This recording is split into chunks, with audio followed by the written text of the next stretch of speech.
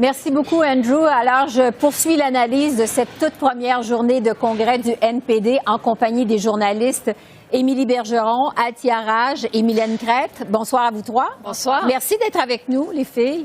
C'est très apprécié. Bon, Émilie, je vais commencer avec vous. Le chef du NPD va subir son vote de confiance demain. Quel est son principal défi à Jack Meeting? Son principal défi, c'est de se démarquer en vue des prochaines élections, parce qu'on a vu dans les sondages que les libéraux, bon, ça va pas très bien pour eux depuis des mois, et donc les conservateurs sont vraiment leur adversaire. Donc, ce qui se dessine, c'est vraiment une bataille entre les conservateurs et les libéraux. Le NPD doit convaincre l'électorat qu'il est un rempart contre un potentiel retour des conservateurs. Et ça, c'est pas facile à faire. On l'a vu dans les dernières élections. Même si Jagmeet est un chef populaire, c'est difficile de matérialiser ça en des gains là, et en intention de vote. Exactement. Donc, voilà. Althia? Je dirais c'est probablement le dernier congrès avant les prochaines élections. Alors vraiment, c'est de sortir de cette convention avec une image d'un parti qui est prêt à gouverner, qui est un peu difficile parfois chez les nouveaux démocrates parce que, comme tout militant, on ramasse les extrémistes d'un parti.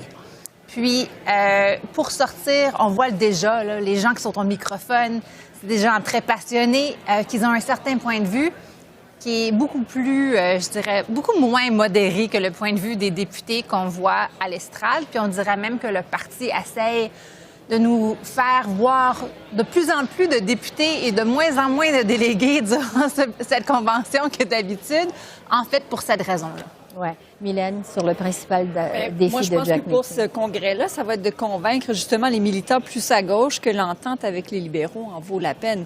Comment est-ce que dans une élection, on peut se démarquer des libéraux si on appuie toujours les propositions qu'ils font à la Chambre des communes? On a beau dire, on les a forcés à faire le programme d'assurance dentaire et peut-être même, bon, programme d'assurance médicaments, mais ensuite, est-ce que ça va changer quelque chose si dans la prochaine élection, les gens se mettent à voter stratégiquement?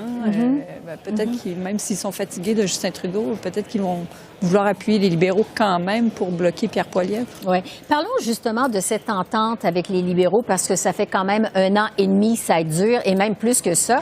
Althia, on entend qu'il y a de plus en plus de néo-démocrates qui en ont assez de cette entente, qui ne sont pas à l'aise avec cette entente.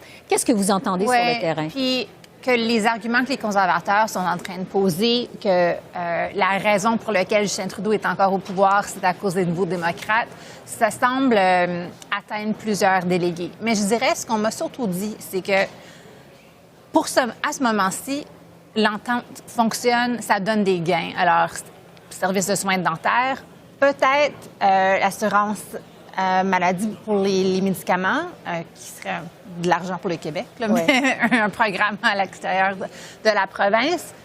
Mais, tu sais, eux, les délégués vont devoir se poser la question, s'ils le veulent, comme un référendum sur le leadership de Jack Meeting demain. Mais l'entente, là, les choses qu'eux, ils veulent voir, bien, M. Singh a jusqu'à la fin de l'année pour les livrer. Alors, même s'ils ont une inquiétude ici sur le plancher, mais je pense qu'ils vont donner le bénéfice du doute au chef. Puis on verra. Tu sais, si la convention aurait eu lieu dans 12 mois ou même 6 mois, peut-être que le résultat serait différent. Mais j'ai l'impression, les conversations que j'ai eues aujourd'hui, c'est des gens qui sont très derrière leur chef, même s'ils ont des bémols sur l'entente. Oui, quand même.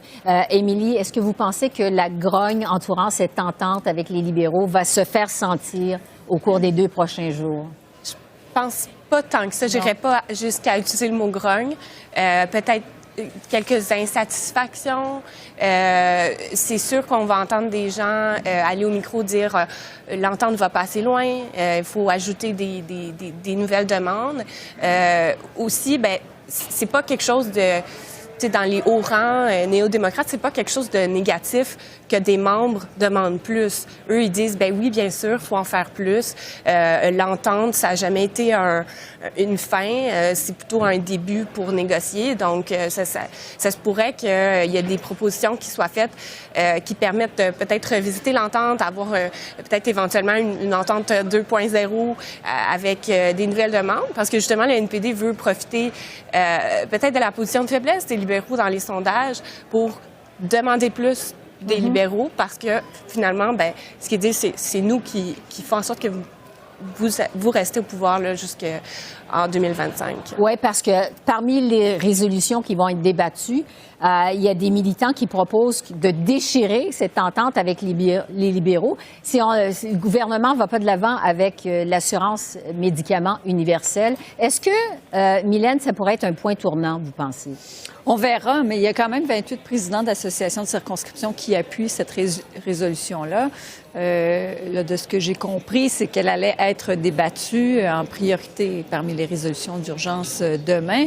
Donc, on verra ce que ça donne, mais il y a quand même un appui important. Là, 28 présidents d'associations de circonscription, c'est quand même pas rien.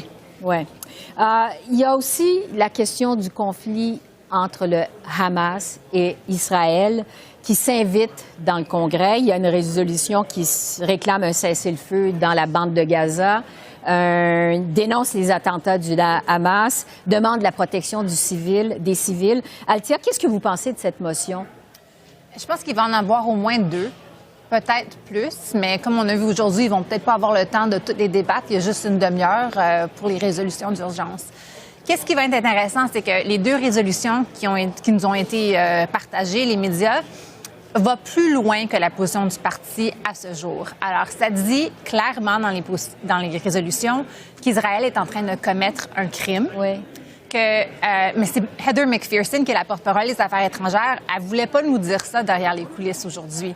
Alors, ça se peut qu'il va y avoir un travail de massage à faire de la part du caucus pour ajouter des clarifications. On a vu que déjà, ça commençait. On a eu une rencontre avec des officiers du parti ce matin, en journaliste en background, puis ils nous ont dit « On veut que vous sachiez très clairement que même s'il y a des résolutions qui sont approuvées par les membres aujourd'hui, ça ne veut pas nécessairement dire qu'on va les adopter mardi.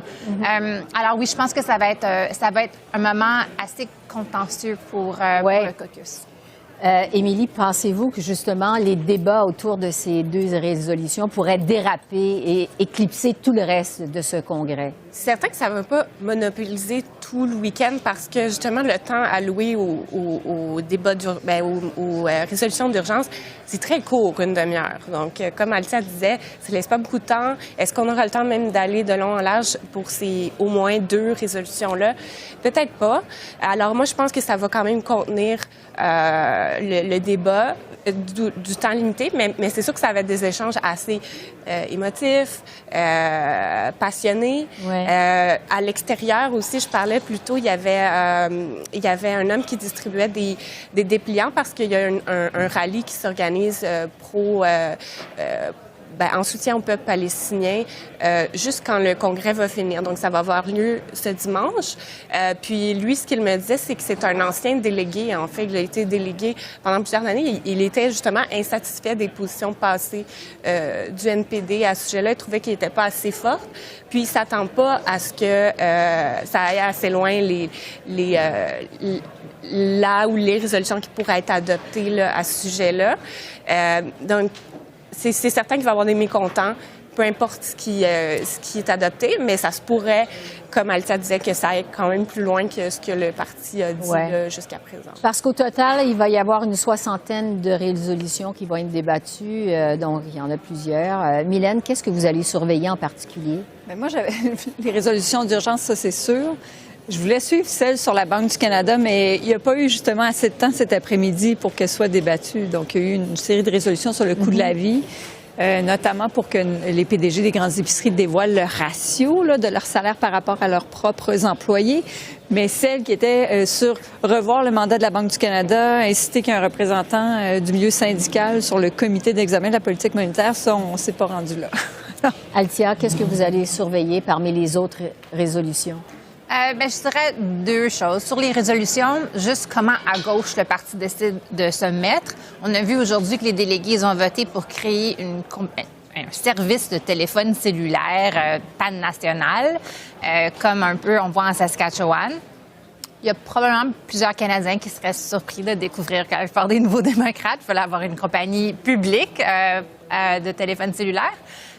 Mais je dirais aussi les attaques contre les conservateurs. On en a beaucoup entendu de l'estrade aujourd'hui, comment qu'ils essaient de définir M. Poilievre. On a très peu entendu le mot de Justin Trudeau, mais on a souvent entendu Pierre Poilievre. Moi, ça va être quelque chose que je vais regarder demain. Oui, on sent qu'il y a un déplacement de l'ennemi numéro 1. Émilie, en terminant, qu'est-ce que vous allez surveiller comme résolution? Je vais quand même surveiller de façon générale aussi comment le NPD veut...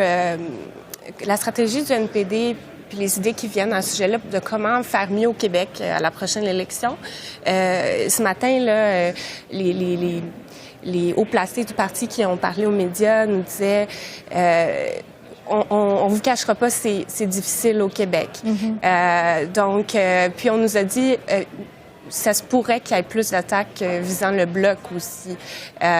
Donc, c'est certain que les conservateurs sont de plus en plus visés, mais du côté du Québec, peut-être qu'il y aura plus d'attaques là-dessus. Mais dans les résolutions, là, j'ai aussi vu en environnement, il y en a une pour cesser la production d'énergie fossile carrément. Donc, c'est un langage assez fort. J'ai hâte de voir d'entendre les débats là-dessus. Puis, dans les résolutions d'urgence aussi, il y en a eu d'autres là sur des événements récents comme l'ovation de cet ancien combattant nazi aux communes, au Parlement. Il y a toute l'idée de rendre publics les documents de la commission des chaînes là, qui n'ont pas pu être dévoilés pour l'instant.